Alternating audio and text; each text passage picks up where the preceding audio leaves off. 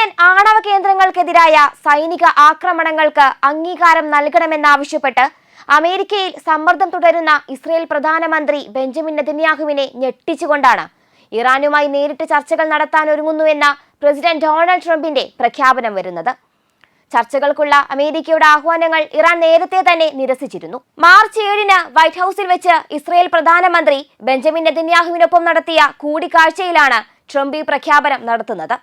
ഒരു കരാർ ഉണ്ടാക്കുന്നതാണ് നല്ലതെന്ന നിലപാടിലാണ് ട്രംപ് നിലവിലുള്ളത്. കാരണം അടിക്ക് തിരിച്ചടി എന്ന നിലപാടിൽ നിൽക്കുന്ന ഇറാനുമായുള്ള ഒരു യുദ്ധത്തിന് ഉള്ള കെൽപ്പൊന്നും അമേരിക്കൻ പടയ്ക്ക് ഇപ്പോൾ ഇല്ല. അതുകൊണ്ട് തന്നെ ഒരു യുദ്ധത്തിന് ട്രംപ് ആയിട്ട് തുടക്കമിടാനും പോകുന്നില്ല. കാരണം പിന്നീട് അമേരിക്കയ്ക്ക് എന്ത് സംഭവിക്കുമെന്ന് ട്രംപിന് നന്നായി അറിയാം. ഇറാന്റെ ആണവ അഭിലാഷങ്ങൾ നിയന്ത്രിക്കാനുള്ള നയതന്ത്ര ശ്രമങ്ങൾ പരാജയപ്പെട്ടാൽ അവർ വലിയ അപകടത്തിൽപ്പെടുമെന്ന് മുന്നറിയിപ്പ് നൽകിയ ട്രംപ് അത്തരമൊരു നീക്കത്തെക്കുറിച്ച് സ്വപ്നത്തിൽ പോലും വിചാരിച്ചാൽ പിന്നെ അതിന് മറുപടി പറയുക ഇറാന്റെ ഭൂഗർഭ അറകളിലുള്ള വൻ നശീകരണ ശേഷിയുള്ള മിസൈലുകളായിരിക്കുമെന്നതിൽ സംശയമില്ല. ലോകമെമ്പാടുമുള്ള അമേരിക്കയുടെ സ്ഥാപനങ്ങൾ തരിപ്പണമാക്കാനുള്ള മിസൈലുകൾ ഇറാൻ സജ്ജമാക്കിയിട്ടുണ്ട് എന്ന് ഇറാൻ ഭരണകൂടം വ്യക്തമാക്കിയിരുന്നു. വിക്ഷേപിക്കാൻ തയ്യാറായ ഈ മിസൈലുകളിൽ ഗണ്യമായ എണ്ണം രാജ്യത്തുടനീളം സജ്ജീകരിച്ചിട്ടുള്ള ഭൂഗർഭ അറകളിൽ ഭദ്രമാണ്. അവ വ്യോമാക്രമണങ്ങളെ ചെറുക്കാൻ രൂപകൽപ്പന ചെയ്തിട്ടുള്ളവയാണ് എന്ന് ഇറാൻ ഔദ്യോഗിക വൃത്തങ്ങളെ ഉദ്ധരിച്ച് ടെഹ്റാൻ ടൈംസ് പുറത്തുവിട്ട റിപ്പോർട്ടിലുണ്ടായിരുന്നു. ആണവ കരാറുമായി ബന്ധപ്പെട്ട് നിരന്തരം ചർച്ചകൾ നടക്കുന്നുവെന്നല്ലാതെ തീരുമാനമെടുക്കാൻ ഇറാൻ വൈകുന്നതിൽ ഏറെ പ്രകോപിതനായിട്ടാണ് ഇറാനു നേരെ ട്രംപ് നേരത്തെ ബോംബ് ഭീഷണി മുഴക്കിയിരുന്നത്. ഇറാനിൽ ബോംബിടാൻ പണ്ടേ ആഗ്രഹിച്ചിരുന്ന നെതന്യാഹുവിന് പക്ഷേ ട്രംപിന്റെ ഈ പ്രഖ്യാപനം അത്ര ബോധിച്ചിട്ടില്ലെന്നാണ് മുതിർന്ന രാഷ്ട്രീയ വിശകലന വിദഗ്ധൻ മർവാൻ ബിഷാര അഭിപ്രായപ്പെട്ടത്. എന്നാൽ ട്രംപ് വളരെ കാലമായി ഒരു കരാറാണ് ആഗ്രഹിക്കുന്നത് എന്ന് അദ്ദേഹം പറഞ്ഞു. കഴിഞ്ഞ വർഷം ഇറാനിൽ ഇസ്രയേൽ നടത്തിയ വ്യോമാക്രമണത്തോടെ ഇറാന്റെ പ്രതിരോധം ദുർബലമായെന്ന വിശ്വാസത്തിലാണ് നെതന്യാഹു. അതുകൊണ്ടാണ് അമേരിക്കയെ മുൻനിർത്തി ഇറാനെ അവസാനിപ്പിക്കാൻ ആണവ ചർച്ചയെ ഒരു മികച്ച അവസരമാക്കി മാറ്റാൻ നെതന്യാഹു ശ്രമിക്കുന്നതും. പക്ഷേ യഥാർത്ഥത്തിൽ ലോകത്തിലെ മറ്റ് രാജ്യങ്ങളുമായി വ്യാപാര യുദ്ധങ്ങൾ നടക്കുമ്പോൾ പോലും ഇറാനുമായി ഒരു യുദ്ധത്തിൽ ഏർപ്പെടാൻ ട്രംപ് ആഗ്രഹിക്കുന്നില്ല എന്നും ബിഷാര കൂട്ടിച്ചേർത്തു. അതേസമയം ഇറാന്റെ ആണവ പദ്ധതിയെക്കുറിച്ച് അമേരിക്കയുമായി നേരിട്ട് ചർച്ചകൾ നടത്താനുള്ള സാധ്യതയെ അർത്ഥശൂന്യമെന്നാണ് ഇറാൻ വിദേശകാര്യമന്ത്രി അബ്ബാസ് അരാഗ്ചി വാരാന്ത്യത്തിൽ വിശേഷിപ്പിച്ചത്. ഇറാന്റെ പരമോന്നത നേതാവ് ആയത്തുള്ള അലി ഖമേനിക്ക് അയച്ച കത്തിൽ രാജ്യങ്ങൾക്കിടയിൽ ഒരു ചർച്ച ഉണ്ടാകുമെന്ന് പ്രതീക്ഷിക്കുന്നതായി ട്രംപ് പറഞ്ഞതിന് പിന്നാലെയായിരുന്നു അരാഗ്ചിയുടെ പരാമർശം.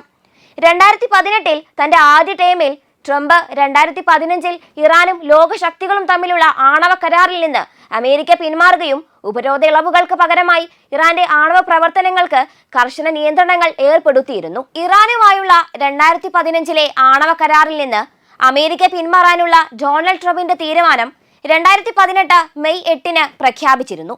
തങ്ങളുടെ ആണവ പ്രവർത്തനങ്ങൾ സിവിലിയൻ ആവശ്യങ്ങൾക്ക് മാത്രമുള്ളതാണെന്ന് ഇറാൻ പറയുന്നു. അതേസമയം മേഖലയിലെ അമേരിക്കയുടെ പരമോന്നത സഖ്യകക്ഷിയായ ഇസ്രയേലിന് അപ്രഖ്യാപിത ആണവായുധ ശേഖരം ഉണ്ടെന്ന് വ്യാപകമായി വിശ്വസിക്കപ്പെടുന്നുണ്ട്. ഗാസയിലെ യുദ്ധ കുറ്റകൃത്യങ്ങൾക്ക് അന്താരാഷ്ട്ര ക്രിമിനൽ കോടതി അറസ്റ്റ് വാറന്റ് പുറപ്പെടുവിച്ച നെതന്യാഹുവിന്റെ സമക്ഷത്ത് നിന്ന് തന്നെയായിരുന്നു ഗാസയിലെ യുദ്ധമുടൻ അവസാനിക്കുമെന്ന് ട്രംപ് അഭിപ്രായപ്പെട്ടതുമെന്ന് ഓർക്കണം.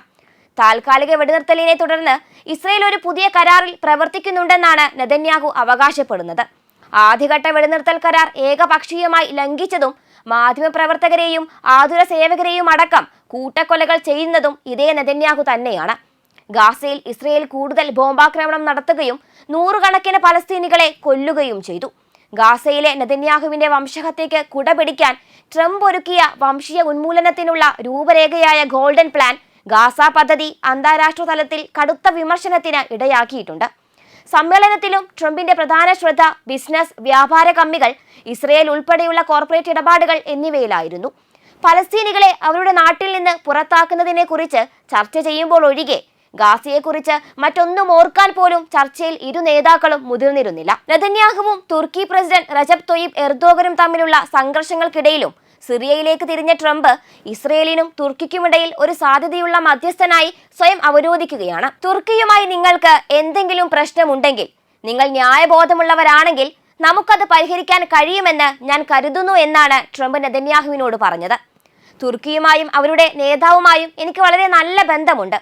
പ്രശ്നം പരിഹരിക്കാൻ നമുക്ക് കഴിയുമെന്ന് ഞാൻ കരുതുന്നു എന്നും ട്രംപ് കൂട്ടിച്ചേർത്തു. എർദോഗനെ വളരെ മിടുക്കനെന്ന് വിശേഷിപ്പിച്ച ട്രംപ് ഡിസംബറിൽ സിറിയൻ നേതാവ് ബഷർ അൽ അസദിന്റെ ഭരണകൂടത്തെ അട്ടിമറിച്ചതിനെ പരാമർശിച്ചുകൊണ്ട് സിറിയയിൽ തുർക്കിയുടെ പങ്കിനെ പ്രശംസിക്കുകയുണ്ടായി. 2000 വർഷത്തിനിടെ തുർക്കി സിറിയയിൽ പ്രവർത്തിച്ചതുപോലെ ആരും ചെയ്തിട്ടില്ല എന്നും ട്രംപ് പറഞ്ഞു.